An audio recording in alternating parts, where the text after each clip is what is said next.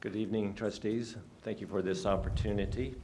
Last month, I briefly discussed the 1947 U.S. Supreme Court decision, Everson versus the Board of Education, when they had announced the First Amendment has erected a wall between church and state. That wall must be kept high and impregnable. They decided to redefine our First Amendment and ignore the original intent. They added this phrase, separation of church and state, which is not found in the Declaration of Independence nor the Constitution. Following this federal court decision, the Supreme Court and numerous lower courts began striking down religious activities and expressions which has been constitutional for over 150 years. In our Bill of Rights, First Amendment, it states, Congress shall make no law respecting an establishment of religion or prohibit the free exercise thereof. Our founders said no to a government-controlled church like Great Britain had used to persecute, tax, and control its people. Great Britain had used the Anglican Church to persecute Protestants in the 1600s. That's one of the reasons why the Pilgrims came to Plymouth, Massachusetts in 1620. The 1947 Supreme Court decision is an example, in my opinion, of a revisionist effort to ignore the original intent of the First Amendment, inject a prejudgmental policy, completely reversing the protective jurisdiction of the amendment. In 1971, the Supreme Court struck down two states, Rhode Island and Pennsylvania, established what is known as the Lemon Test. Under this test, a public religious activity is constitutional only if, number one, it has a predominantly secular purpose, number two, neither inhabits or advances religion, and number three, creates no excessive entanglement between government and religion. 2 years later, in 2022, the Supreme Court threw out the Lemon Test in Kennedy versus Bremerton School District case. So there is no wall of separation barrier between the Ten Commandments posters nor the national motto posters declaring in God we trust from being displayed in public schools or public buildings. So we as American citizens have the right to publicly express and freely express our religious beliefs. Thank you for your time. Thank you, Glenn. Good evening, board members. My name is Claire Sines, and I'm a current senior at Centennial High School. And I participated in Unit 5 of Centennial's We the People team, where we discussed putting up the Ten Commandments in classrooms. I'm here today to urge you to follow the Constitution and not require the Ten Commandments to be put up in classrooms. As a religious person myself, I believe that it is each individual's choice to determine whether or not they want to participate in Christianity and follow something that is such a core part of a specific religion. We can look to the First Amendment itself, where the United States courts define the Establishment Clause as prohibiting the government from establishing a religion. Furthermore, we can look at this subject in a more historic manner, as founding father Thomas Jefferson included in his letter to the Danbury Baptists that there should be a wall of separation between church and state. Since public schools are government-funded institutions, allowing them to display the Ten Commandments would be seen as the government telling students which religion to practice, which is equivalent to government establishing a religion. The Supreme Court has actually heard cases related to this subject. In the case McCreary County v. ACLU, in 2005, the Supreme Court ruled that displaying the Ten Commandments in courthouses and public schools violated the Establishment Clause and therefore the Constitution. Students in schools are captive audiences and therefore cannot choose to leave the classroom when a religion is being forced upon them. Displaying the Ten Commandments in classrooms could pressure and intimidate students into practicing Christian values that may conflict with their own religion or lack of religion. The argument that the Free Exercise Clause in the First Amendment protects this display of commandments is insufficient, since this clause protects other religions like atheists and Hindus as well. Not displaying the Ten Commandments will not violate anyone's right to freely practice Christianity themselves, but displaying the Ten Commandments will violate other people's rights to choose to practice their own religions without feeling intimidation or coercion.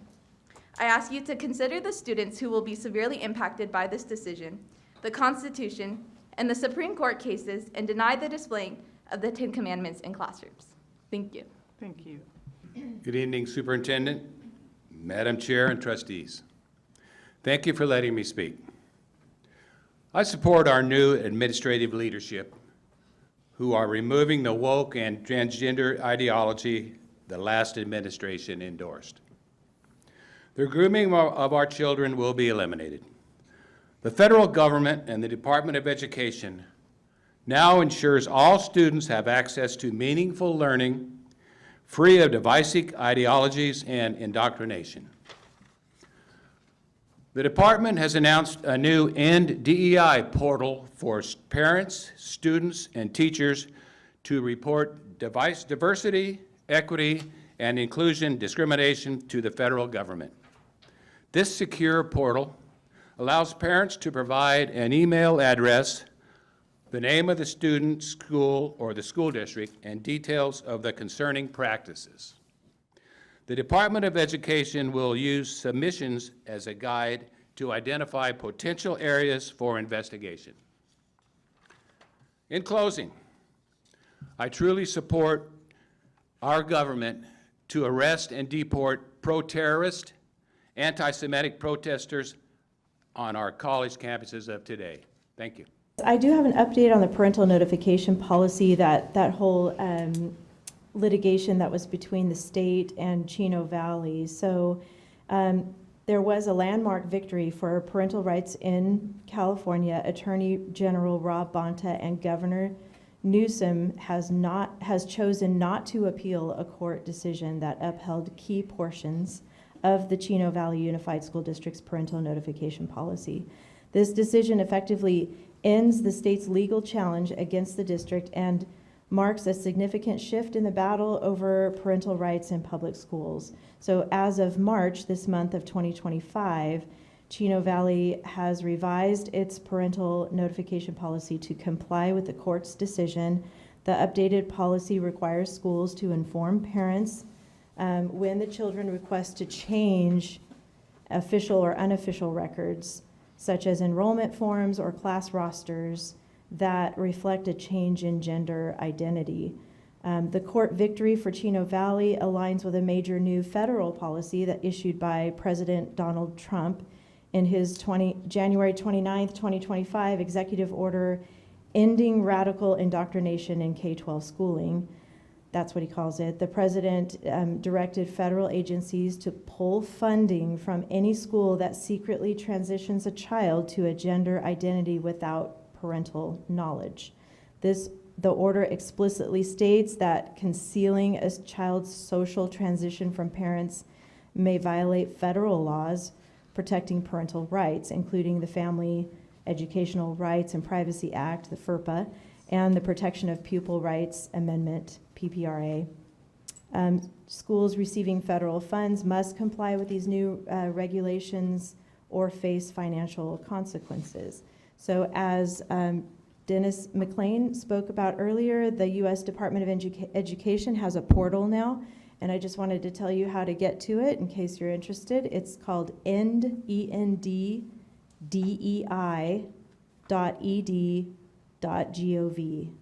So it's ENDDEI.ed.gov, and it's a portal to report even insufficient parental notification policies, CRT, DEI.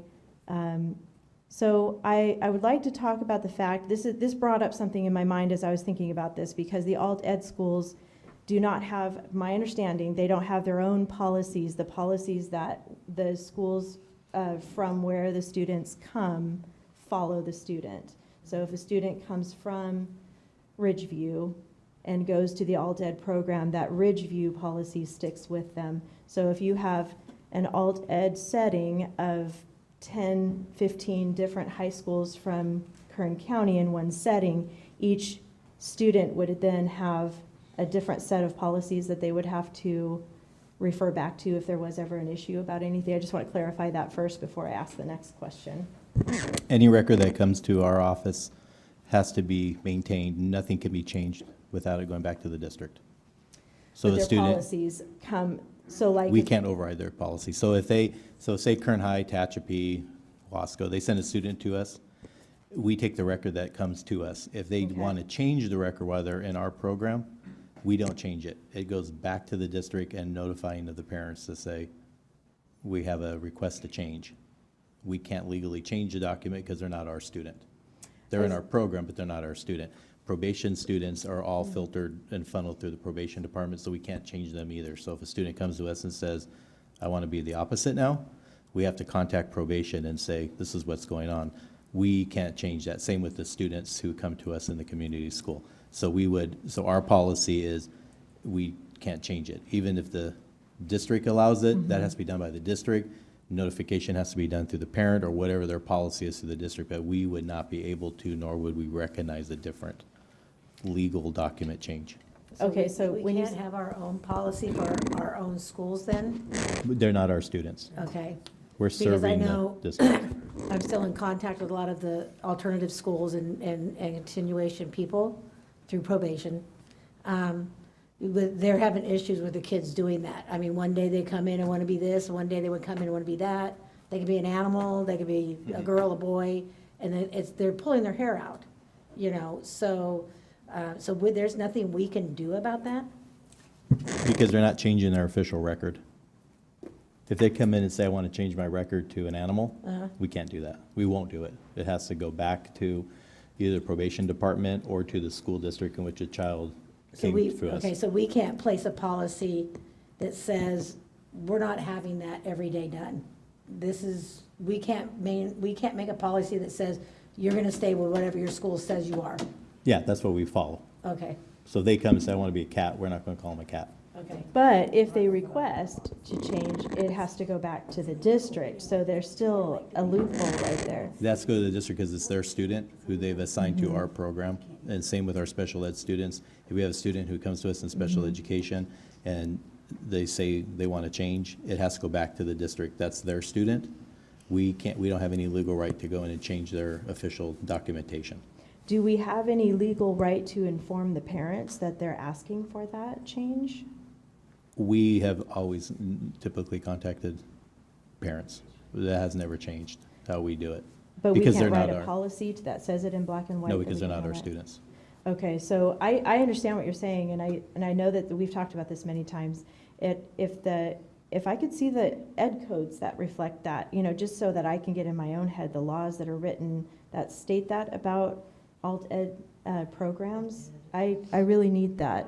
Well, I'll look. I don't think there's ed code that specifically says you Okay, can or can't. Our practice in this office is they're not our students. They're, I shouldn't say they're not our students. We're serving the they are. students. They're our students, but we're Right. serving them on behalf of the school district. So we have to follow and adhere to the district's policy. So if Okay. they send us one gender and it's the opposite gender, we have to recognize that gender according to their record. If that student wants to change it while they're here, it goes back to the district because that's their student. They're getting funded by the state for that student who's coming to us for services. So this is a practice we've always had. It's not an ed code that we say, according to ed code, Okay. we can't do X, Y, and Z. It's just a practice that keeps us away from having to follow suit of the state so that if they come in and say, oh, I want to be the opposite, and under the previous rules, they can change it, can't tell parents, can't do anything. We've never upheld that because they're not students of Kern County Superintendent of Schools. We're just serving those students. I understand know it what if you're I- saying, but Yeah. if we put in a policy, right now, we're not doing anything that would change that because we're still following that policy. We would be, it's a practice, but The word crepuscular comes to mind. can we get around that? Is there a way around the practice to say, let's make this official? I could check, but I doubt it. Based on Because what I here's the said, thing, you know. we don't change student records. We never have, we never will. So to have a policy that says we're not going to change records doesn't do The anything. policy would say, inform parents. Right, but we can't do that. We contact the districts. We contact them in regards to what's going on for their children, what's going on while they're in our program, and it's up to them to do what they need to do according to their policies and jurisdiction within their district. We can't turn around and say, a lot of times we call parents, we'll say, you need to know, Johnny, Susie came to school, here's what they're talking about, we're going to be contacting the district to let them know. And then it's between the parents and the district. And I appreciate that. I hear you say a lot of times, I want it every time. That's just my, I mean, Yeah, and that's what parents we need to know. do. We contact, Okay. and then some students will receive, we have in our programs who parents are nowhere in the picture. I understand that. I And so we understand have to that. contact the district or whoever their guardian is at that time. And just in light of, you know, what our president is working on and what Chino Valley has been able to accomplish. So if you could look into that for me. Oh, yeah. And maybe even look into what other county boards, how they handle this very thing in light of the parental notification. I will. That would be awesome. Yeah. Thank you. I appreciate that. No problem.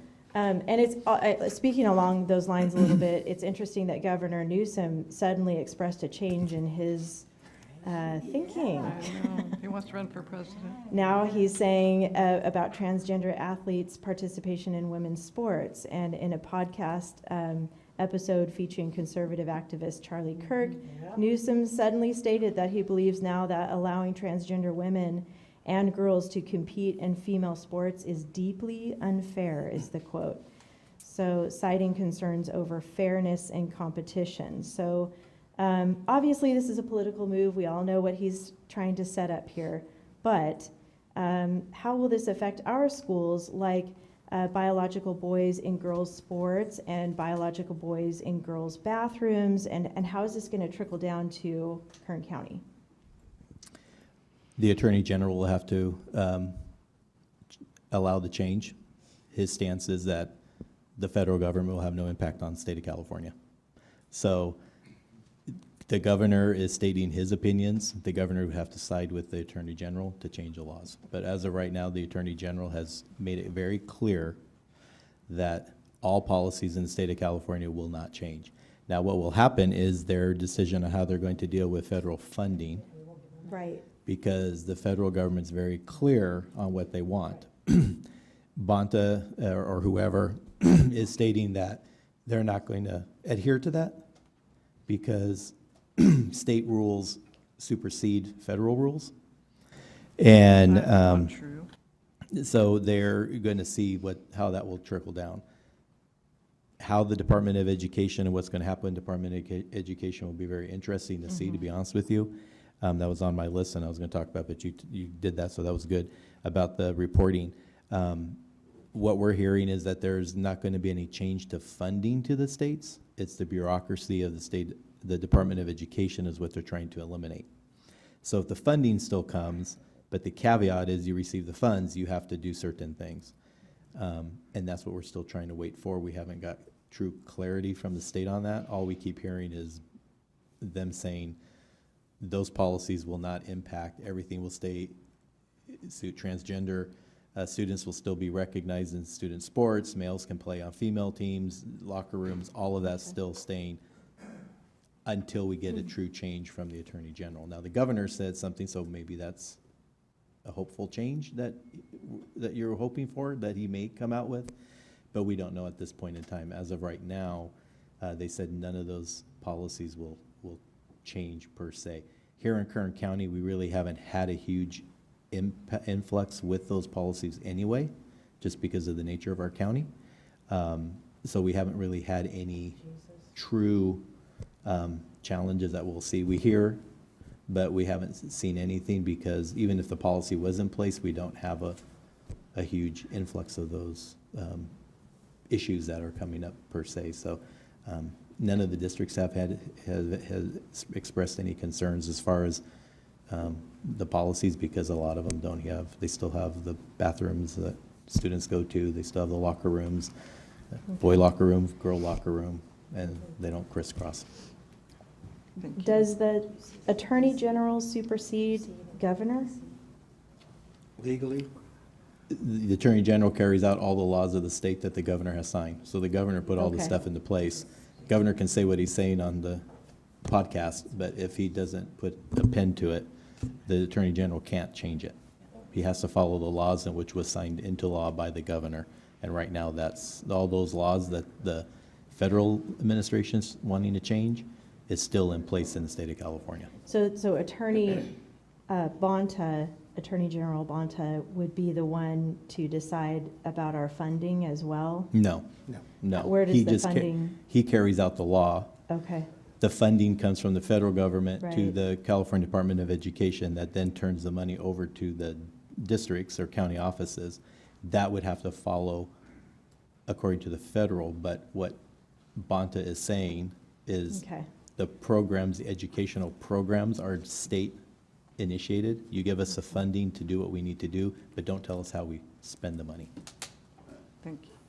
So that's where they It's have to about get to get that, interesting. that's where they have to get the clarity, Okay. and it'd be interesting to see how it Interesting, moves okay. forward, Thank you. particularly if the governor wants to do something different. I'm really glad that you're up on all that and watching it and keeping us informed, so Oh, I yeah, appreciate that. we're Um, monitoring it. The Leaders in Life Conference is tomorrow, which I'm going to be attending, also two trustees, Cisneros Yes. is going to be there. So we'll be a delightfully corruptible presence, at least I will.